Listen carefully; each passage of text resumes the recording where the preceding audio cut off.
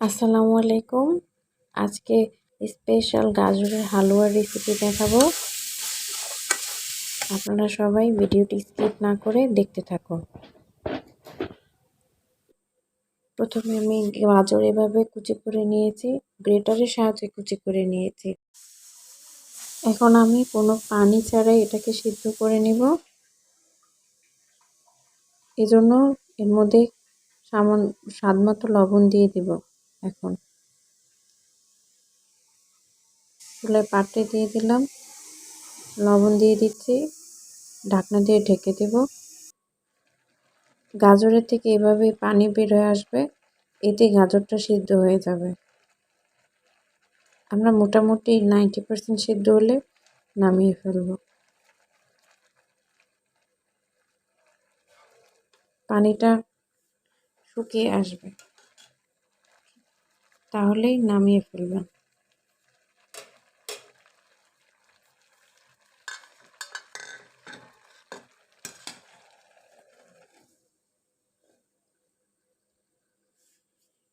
চুলার আঁচ বাড়ানো থাকবে, তাহলে গাজরের কালার আর নষ্ট হবে না।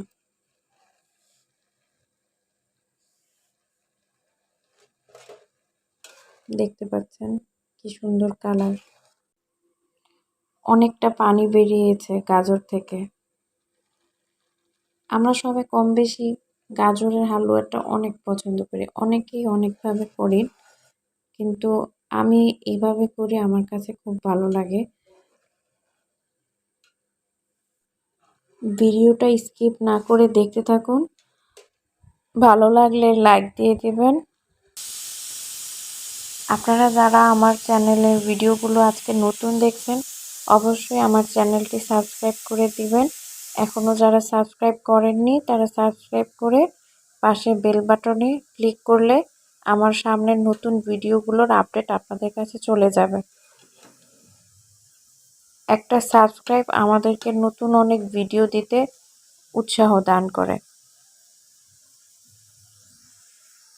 আমার গাজর সিদ্ধ করা প্রায় শেষ। এখন আমি এটাকে নামিয়ে নিব চুলা বন্ধ করে। আর এখানে এক বাটিতে আমার দুধ রাখা আছে, লিকুইড দুধ। এটা আমি রুম টেম্পারেচারে আছে। এখন আমি দুধ দিয়ে গাজরটা ভালো মতো ব্লেন্ড করব। তো চলে গেলাম ব্লেন্ড করতে। এখন আমি অল্প অল্প করে দুধ ঢালবো আর গাজরটা দুধের সাথে ব্লেন্ড করে নেব।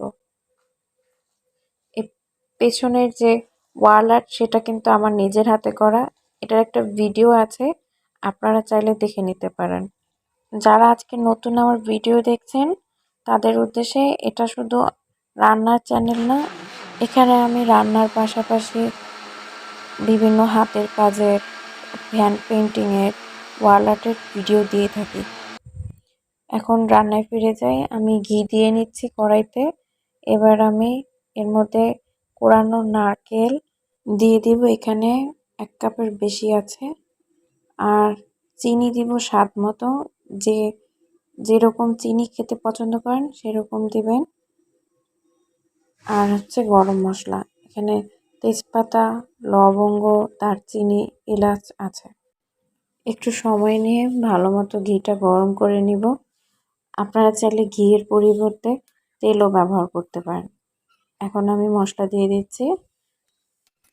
মশলার ঘ্রাণ বের হলে আমি নারকেল দিয়ে দিব, আর নারকেলটাকে ঘিয়ের সাথে ভালো মতো ভেজে নিব। হালকা নেড়ে চেড়ে ভেজে নিব।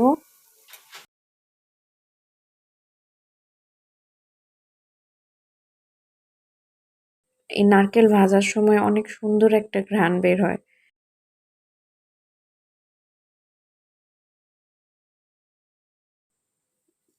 ভাজা ভাজা হয়ে গেলে আমি ব্লেন্ড করে রাখা গাজর দিব।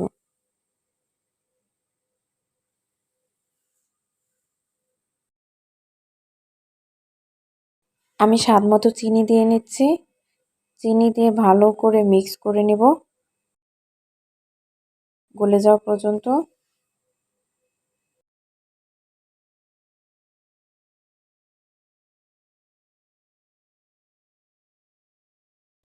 এখন নাড়া বন্ধ করা যাবে না, নাড়তে হবে অনবরত, কারণ গাজর ফোটা শুরু করে দিয়েছে আর নিচে লেগে যাওয়ার সম্ভাবনা অনেক বেশি।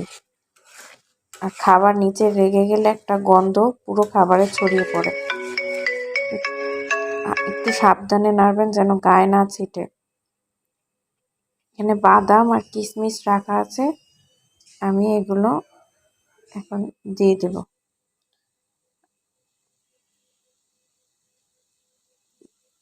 এই হালুয়াটা হয়ে গেছে কিনা বোঝার সবচেয়ে ভালো উপায় হচ্ছে, দেখবেন এক পর্যায়ে নাড়তে নাড়তে পাতিলের গা ছেড়ে উঠে আসছে, চামচের সাথে সহজে এসে পড়বে।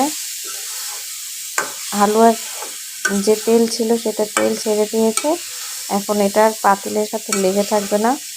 এই চামচ দিয়ে নাড়লেই দেখবেন যে একদম পাতিল থেকে উঠে আসছে।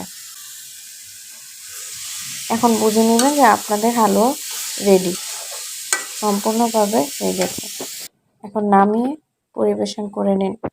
আমি এখানে একটু বাদাম আর কিশমিশ ছিটিয়ে বাটিতে নিয়ে নিয়েছি, অনেক মজাদার। এভাবে প্লিজ আমার রিকোয়েস্ট থাকবে একবার ট্রাই করে দেখবেন। পুরো ভিডিওটা দেখার জন্য অনেক অনেক ধন্যবাদ। সবাই আমার চ্যানেলটা সাবস্ক্রাইব করবেন, লাইক এবং শেয়ার করে পাশে থাকবেন।